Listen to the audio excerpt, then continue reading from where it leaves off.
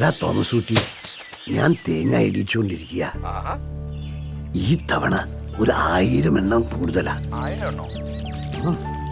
തേങ്ങ ഒന്നിന് 6 രൂപ വെച്ച് 8000 തേങ്ങയുടെ വില നീ ഒന്ന് കൂട്ടിക്ക്. ഓല മെടഞ്ഞു കിട്ടിയ വകയില് 3000 രൂപ. കഴിഞ്ഞ മാസം തൊണ്ടും ചകിരിയും വിറ്റതിന്റെ 20,000 രൂപ. എല്ലാം കൂടെ 80,000 രൂപ. അത് നിന്റെ അക്കൗണ്ടിലിട്ടിട്ടുണ്ട്. പോരാത്തതിന് അച്ഛൻ ഓശാന പെരുന്നാളിന് കുരുത്തോലയും ചോദിച്ചിട്ടുണ്ട്.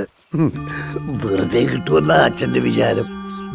അങ്ങേരച്ഛനാണേ, ഞാൻ മെത്രാനാ. ഇപ്പോഴും നീ നിന്റെ മദാമ പെമ്പിളായിട്ട് ലേലയാണോ?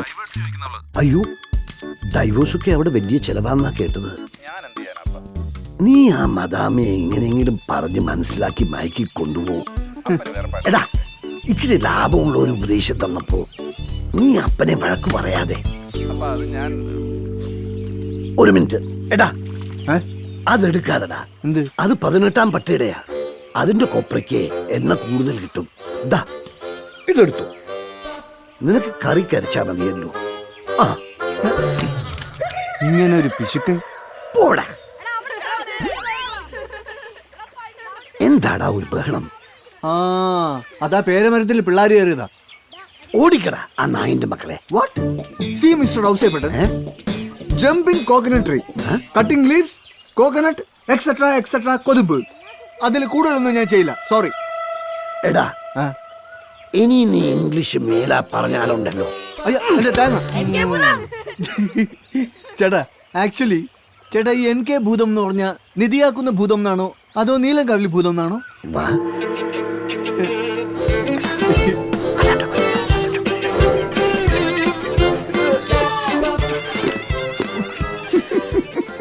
ചോദിക്കണ്ടായിരുന്നു.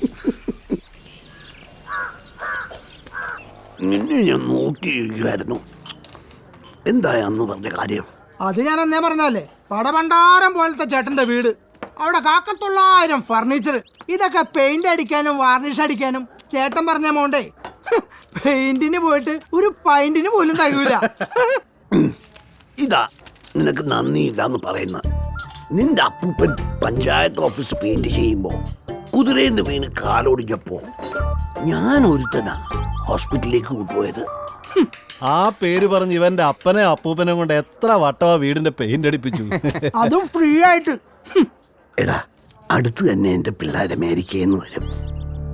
അപ്പൊ വീടൊന്ന് വൃത്തിയായിക്കോട്ടെ എന്ന് വെച്ചാ അതിന്റെയൊക്കെ കാല് പിടിക്കുന്ന. ഇത് ഔസേപ്പ് എല്ലാ വർഷവും പറയുന്നല്ലേ, എന്നിട്ടെന്താ പിള്ളേർ ഇതുവരെ എത്തില്ലല്ലോ. ചിലപ്പോ അമേരിക്കയിൽ നിന്ന് നടന്നായിരിക്കും വരുന്നത് അല്ലേ? വിളിക്കണ്ട, ആരും വിളിക്കണ്ട. എന്റെ മക്കളിങ് എത്തും മുമ്പേ ഞാൻ എന്റെ വീട് പെയിന്റ് അടിച്ച് കാണിച്ചു തരാം. അതും ഞാൻ പറഞ്ഞ റേറ്റിൽ. എന്നാ ഈ പണി ഞാൻ ഇന്ന് നിർത്തും. എന്നാലേ പണി നിർത്താൻ തയ്യാറായിക്കോ. പിന്നെന്തായി, ഈ മാസം നിന്റെ പെമ്മന്നോർത്തേക്ക് വല്ല വിശേഷമുണ്ടോ? എടാ, പിള്ളേരുണ്ടാകാൻ പള്ളിയായ പള്ളിയിലൊക്കെ നേർച്ച നേരുമല്ല വേണ്ടത്. നമ്മളായിട്ട് ഉത്സാഹിക്കേണ്ടതിന് നമ്മൾ തന്നെ ഉത്സാഹിക്കണം. നിനക്കെന്നും ഡേ ഡ്യൂട്ടി, അവക്കെന്നും നൈറ്റ് ഡ്യൂട്ടി. നിങ്ങൾ തമ്മിൽ വല്ലപ്പോഴും കണ്ടാലല്ലേ കർത്താവിന് പോലും നിങ്ങളെ സഹായിക്കാൻ പറ്റൂ. അവൻ അവിടെ ചീത്ത വിളിക്കുക. അവന് കുഞ്ഞുങ്ങളുണ്ടായി കാണാൻ അവനേക്കാൾ ആഗ്രഹം എനിക്ക്.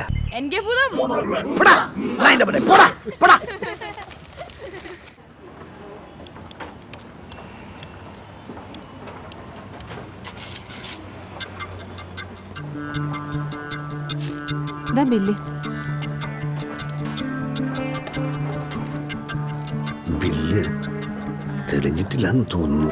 ആര് പറഞ്ഞു? ഇത് നല്ല വെണ്ടയ്ക്ക അക്ഷരമല്ലേ? എനിക്ക് ഒന്നും കാണുന്നില്ലല്ലോ കുട്ടി. കന്നഡ മാറ്റേണ്ട സമയമായി. ഓ, മൊത്തം 249 രൂപ. 100. എന്റെ കയ്യിലെ 150 രൂപയേ ഉള്ളൂ. പരിചയക്കാരെങ്കിലും ഉണ്ടോ കടം വാങ്ങാൻ? ഞാനേ കുറെ ദൂരെന്ന് വരുവാ. വിലക്കുറവിന്റെ ബോർഡ് കണ്ട് കേറിപ്പോയതാ. ഇനിയിപ്പോ എന്താ ചെയ്യാ? സാധനങ്ങൾ കുറച്ച് കുറയ്ക്കാൻ പറ്റുമോ? അരി 2 കിലോ, പഞ്ചസാര 1 കിലോ, ഉള്ളി 1 kilo, washing soap 2, Baat soap 1. അരിക്കിപ്പം 32 രൂപ വിലയല്ലേ? അതെ. സത്യത്തിൽ ഷുഗറിന്റെ വ്യാധി വരുന്നതാ നല്ലത്. അതെന്താ? അരി ഭക്ഷണം കഴിക്കണ്ടല്ലോ. എന്തായാലും അരി വെട്ടി.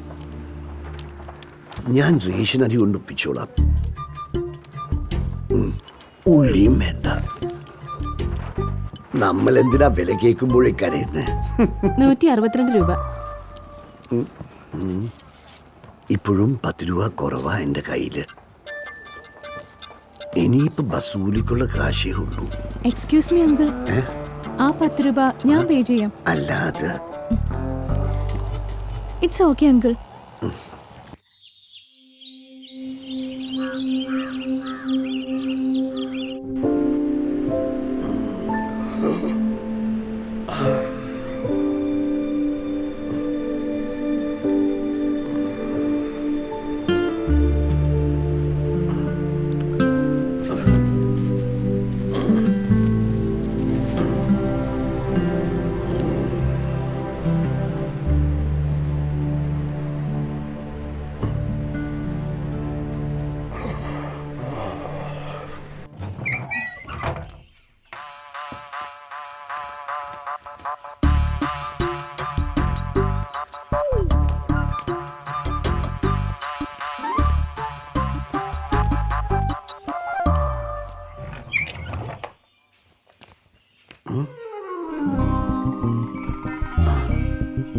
ഈ പെണ്ണ് ഇതുവരെ വന്നില്ലേ?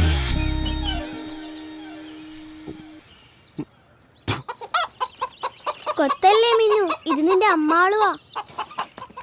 ചേട്ടാ, മിന്നുകോഴിയിട്ട മുട്ട ഇന്നും പൊട്ടി. ഞാൻ അപ്പോഴേ പറഞ്ഞില്ലേ കോഴിക്കൊരു ഷഡ്ഡി വാങ്ങിച്ചിട്ട് കൊടുക്കാൻ. കേട്ടോ? ഇല്ല, അതാ.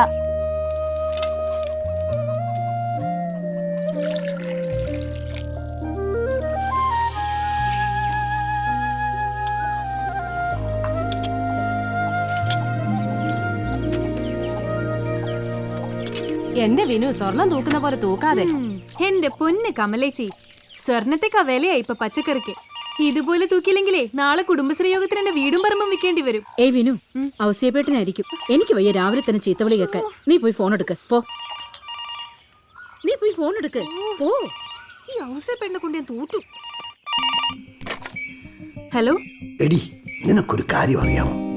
ഞാൻ നേരം വെളുത്തിട്ട് കക്കൂസി പോയിട്ടില്ല. അയ്യോ, എന്നാ വേഗം ഡോക്ടറെ കാണിക്കേ. അതല്ലടി പോത്തെ, നിന്നെ എന്തിനാ ഇവിടെ ജോലിക്കാരിയായി വെച്ചിരിക്കുന്നതെന്ന് അറിയാമോ? കക്കൂസി കൊണ്ടുപോവാനാ? തർക്കുത്തരം പറയാതെടി പോത്തെ. ബെഡ് കോഫി മുതൽ നീ വെച്ച് വിളമ്പി തരാമെന്നായിരുന്നു നമ്മൾ തമ്മിലുള്ള കരാറ്. ഇപ്പൊ മണി എത്രയായി? ഔസേപ്പേട്ട ഇന്ന് ചന്തയാ. അത് പ്രത്യേകിച്ച് പറയണ്ടല്ലോ, നീ എന്തും ചന്തയാ. ഓ, തമാശയായിരിക്കും. ഇന്ന് എനിക്ക് ചന്ത ദിവസം ഔസേപ്പേട്ട. പച്ചക്കറി ചന്തയിൽ എത്തിച്ചിട്ടേ എനിക്ക് വരാൻ പറ്റൂ. നേരം വൈകിയ വാസുവേട്ടൻ തമിഴന്മാരുടെ കയ്യിൽ നിന്ന് പച്ചക്കറി വാങ്ങും. അതോടെ 10-20 കുടുംബങ്ങൾ ഒരാഴ്ചത്തേക്ക് പട്ടിണിയാവും. അതിലും ഭേദം ഔസേപ്പേട്ടൻ ഒരു ദിവസം കക്കൂസി പോകാതിരിക്കുന്ന. ഇങ്ങനെ പോയാലേ ഞാൻ നിനക്ക് മണിക്കൂർ കണക്കിനെ കൂലി തരൂ, കേട്ടോ? ദേ, ഇനി വഴക്ക് പറഞ്ഞോണ്ടിരുന്ന ബെഡ് കോഫി മാത്രല്ല ബ്രേക്ക്ഫാസ്റ്റ് ലേറ്റ് ആവും. തൽക്കാലം ചക്കര ബെഡ് കോഫി താനെ ഇട്ട് കുടിക്കേ. അമ്മായി ഇപ്പങ്ങ് എത്തൂടെ മുത്തേ.